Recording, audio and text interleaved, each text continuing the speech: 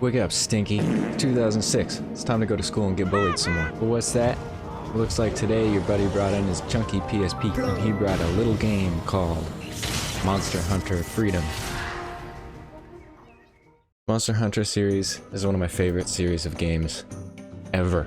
Right up there with Zelda. The joy that I get from playing and existing within the Monster Hunter universe is topped by very few other games. Not to mention, Monster Hunter has been a mainstay in my life for ages, since the PSP. I mean, I bought the game before I bought the PSP itself. I bought the game so I could read through the manual over and over again, right up until the point where I could afford a PSP. With that info out of the way, I just played the Monster Hunter Wilds beta. I've got quite a lot to say, not only about the beta, but about Monster Hunter in general and how it's affected my life. So like I said, I started Monster Hunter pretty early. When I was in high school, my friend had a chunky PSP and he showed me Monster Hunter Freedom. When he showed it to me, I got the same feeling that I got back in elementary school when I would go over to my friend Darius's house and watch him beat Ganondorf over and over and over again. I got this feeling of like wonder and awe, like I needed to play this game, I needed to experience it, and I needed to adventure. So I made enough money through working my paper out that I had, which only paid me like $75 bi-weekly or monthly, I can't remember. It's been a while. Imagine I get DMC'd.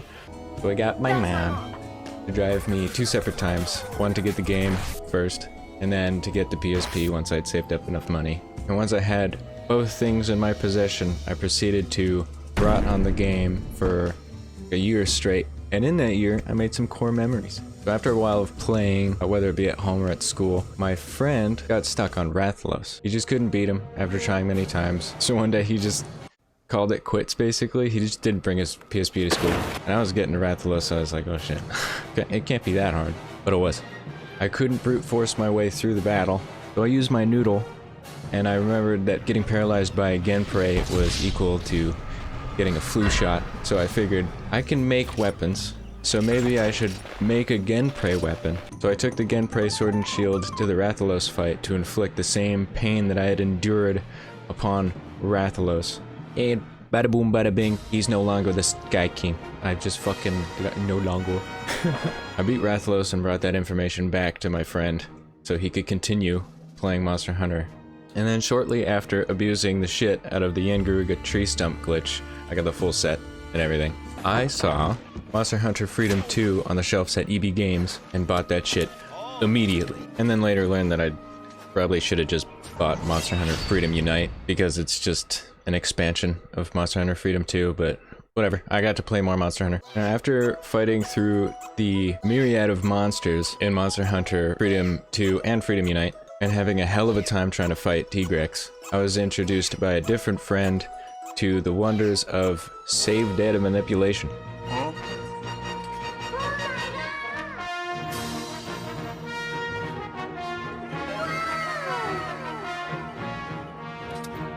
My friend had a Palico that could one-hit anything, and then swiftly set me up with a save file that contained all the things that he had. Anything I could ever want, the whole shebang was on the save file. And now that I had everything that I could ever want in the game without working for it, nothing really mattered in the game. It just kind of like removed the fun entirely. Like I had nothing to work towards, so why play? Like I used the save file and I went and fought Tigrex, and all of the fun just wasn't there. There was no satisfaction when I finally beat him.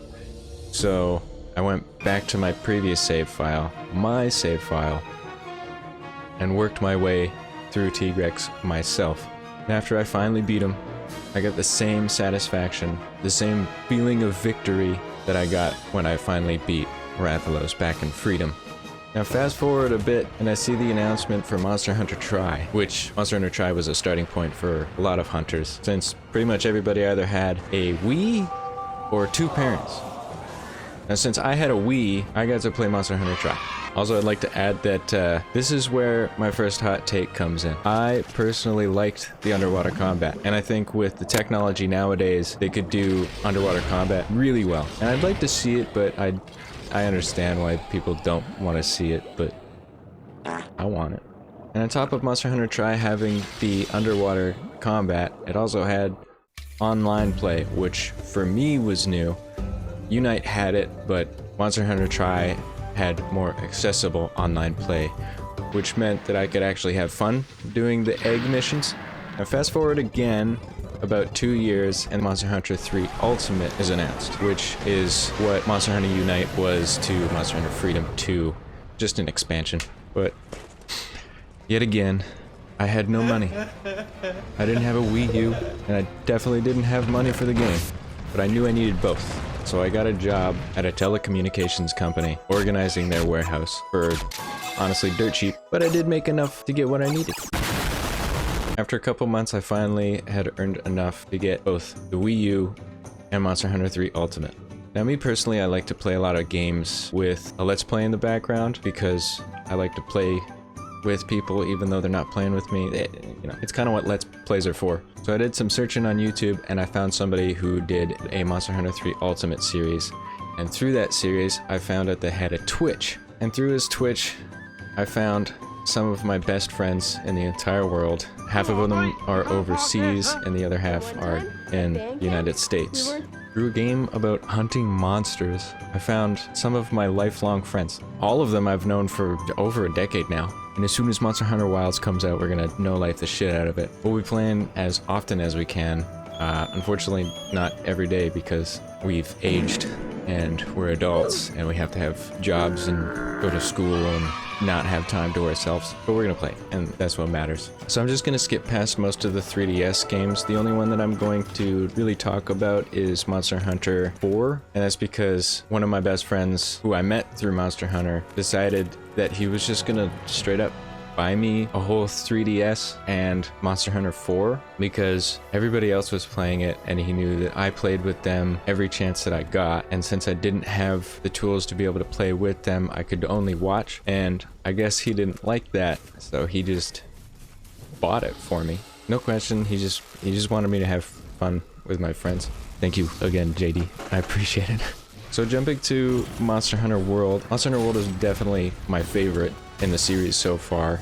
I did play Rise. I put a good couple hundred hours into Rise, but it never stuck as much as World did. And it's not about the graphics or anything like that. It's just the arcadey nature of Rise over World, I guess. Because I mean, it's definitely not about the graphics. I mean, I love Fly Knight, which I just made a video about. And Fly Knight looks like RuneScape if it was first person. So graphics are never a problem, or at least very rarely a problem.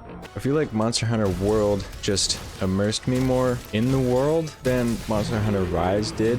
Though Monster Hunter Rise has some really cool mechanics like the wire bugs. Super sick. I would like to see them in more of the Monster Hunter games, but if it's only for that title, it's only for that title. I don't develop the game, so I don't know. Now, considering that I'm a veteran of the Monster Hunter series, when I saw some of the maps that were included in Monster Hunter Rise, it did pull up my heartstrings.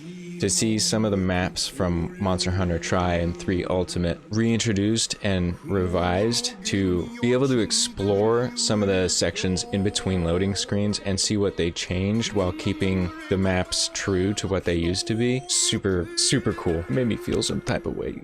Anyways, this ain't a comparison video.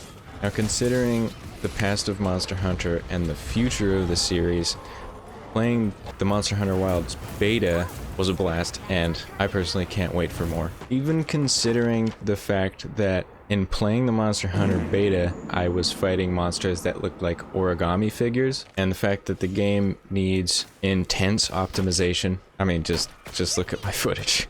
I'm fighting polygons. But with how much I love Monster Hunter and how much fun I have had in the beta despite the graphical problems, I'm still going to be playing it. Like, yeah, absolutely, they need to fix all of the issues that are happening from the beta. They better fix it for the full release, I swear.